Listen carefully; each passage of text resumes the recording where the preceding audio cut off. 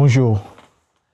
La question telle qu'elle est posée par Jésus dans l'évangile d'aujourd'hui est très directive et l'intention de Jésus est de forcer son auditoire à une réponse bien précise.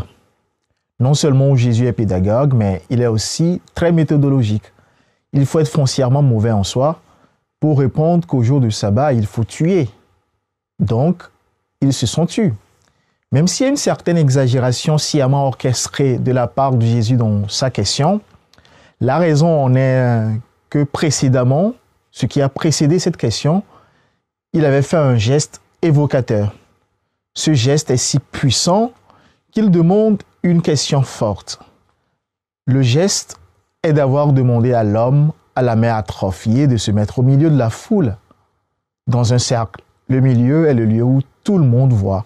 Et il est difficile de dérober le regard. Regarder une personne à la mer atrophiée est une souffrance qu'on s'infligerait déjà à soi-même. Mais cette souffrance est nulle devant celle que traverse la personne qui vit avec une mer atrophiée.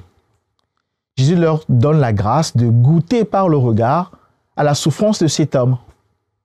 Il leur permet ainsi de ne pas pouvoir dérober leur regard, ce que nous tous, nous pouvons facilement faire. Alors il le met au milieu.